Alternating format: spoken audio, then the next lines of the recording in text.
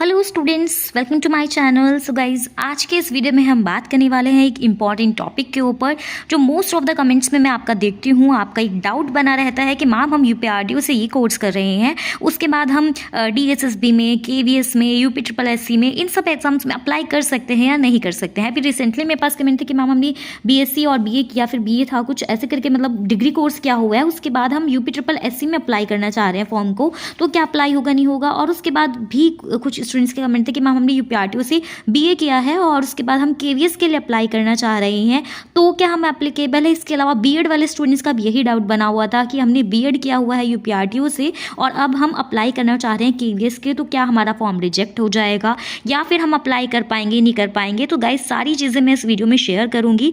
और इसके अलावा आपका एक और डाउट है जो स्टूडेंट्स अप्लाई कर रहे हैं केवीएस के लिए, कि हमें अपनी इन डिटेल्स के अंदर क्या फिल करना है। जैसे कि आप देखेंगे तो यहाँ पर दो डिटेल्स आपको देखने के लिए मिलेंगे। अगर आप टीजीटी के लिए अप्लाई कर रहे हैं तो तीनों केस की मैं आपके सामने बात करूंगी और शॉर्ट तरीके से बिल्कुल आपको क्लियर कर दूंगी कि आपको फिल क्या करना है इन ऑप्शंस में।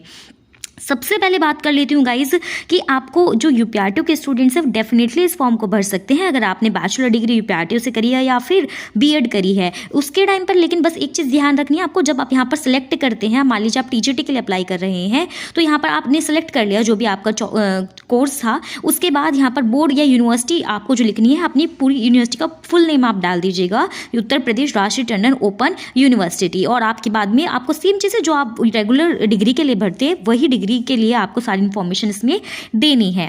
उसके बाद अब बात करें तो स्टूडेंट्स का डाउट ये है कि मैम पीआरटी में हमें यहाँ पर 12th की डिटेल भरनी है, डीएलएड की भरनी है या बीएड की भरनी है। तो पीआरटी, पीजीटी और सारी चीज़ों का मैं क्लियर कर देती हूँ गाइस। देखिए, अगर आप पीआरटी के, सबसे पहले बात करते हैं प्राइमरी टीचर के लिए, अगर आप अप्लाई कर रहे हैं पीआरटी के लिए, तो जब ये कॉलम आपके सामने ओपन होगा, इस यानी जब आप अपनी सारी डिटेल्स में फिल कर देंगे, contact details, personal details and बाकी की चीज़ें, अप्लाई फॉर एग्जाम सेंटर, उसके बाद आपकी क्वालिफिकेशन डिटेल्स आती हैं।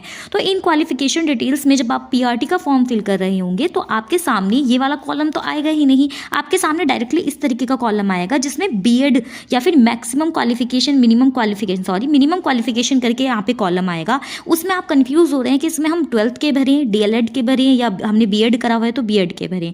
तो गाइस, अगर आपने पीआरटी के लिए ऑप्ट करा है तो आपको इसमें सिर्फ अपनी जो ग्रेजुएशन नहीं है, जो आपकी डिग्री है, मतलब आपकी डीएलएड करा है तो आप डीएलएड की डिटेल्स भरेंगे, ठीक है। अगर आपने बीएड करा है तो आप बीएड की डिटेल्स भरेंगे, ये आपको फिल करना है। ना ही आपको 12th की डिटेल्स भरनी है और ना ही आपको अपनी ग्रेजुएशन, हाँ कुछ स्टूडेंट्स बोल रहे हैं ग्रेजुएशन की हमने फिल कर दी हैं, तो फिल कर दी हैं। तो देखिए गाइज, अब कोई प्रॉब्लम नहीं आनी चाहिए बिल्कुल भी, क्योंकि इसका ये जो फॉर्म रहता है आपका, वो आपका जो बेसिस रहेगा इसका मेरिट के सिलेक्शन का, वो आपका इंटरव्यू और आपका रिटन एग्जाम रहेगा। उसके बाद जब अपने डॉक्यूमेंट वेरिफिकेशन कराएंगे, अगर किसी स्टूडेंट ने गलत भर दिया है तो उसमें उस टाइम पर कोई प्रॉब्लम नहीं आने वाली है। वहाँ पर आपका सारा चीज़ें, डॉक्यूमेंट जो होंगे वो बाद में चेंज हो जाएंगे। अगर कर दिए हैं तो कोई दिक्कत नहीं है, लेकिन अगर आप अभी फिल करने वाले हैं तो ध्यान रखिएगा, पीआरटी अगर अप्लाई कर रहे हैं तो आपको यहाँ पर अपनी डीएलएड करा है तो जो डीएलएड वाले स्टूडेंट्स हैं वो डीएलएड की डिटेल्स भरेंगे इसमें, और जो बीएड वाले स्टूडेंट्स हैं वो बीएड की, यानी कि जो भी सब्जेक्ट आप ऑप्ट करेंगे, जो भी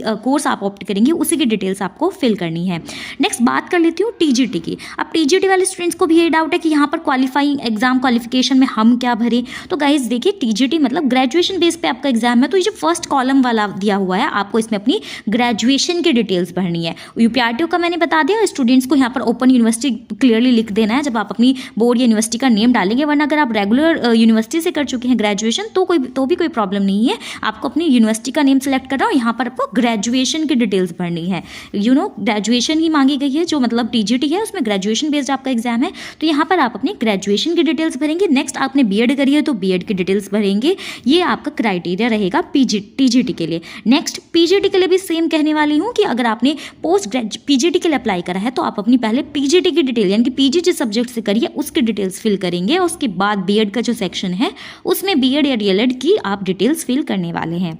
सो गाइज़, ये था आपका पूरा प्रोसेस जो मैंने आपके साथ शेयर कर दिया। आपके डाउट्स मोस्टली इसमें क्लियर करे हैं, जो बहुत सारी मतलब मैंने देखा स्टूडेंट्स के डाउट आ रहे थे, और जिन स्टूडेंट्स ये वीडियो देखी अब उनको ये भी क्लियर हो गया होगा। आप यूपीआरटीओ से हैं तो आपके मन में ये डाउट ना रहे कि आप किसी गवर्नमेंट एग्जाम के लिए अप्लाई कर पाएंगे या नहीं कर पाएंगे। आई होप इस वीडियो के बाद ये आपका डाउट क्लियर हो गया होगा।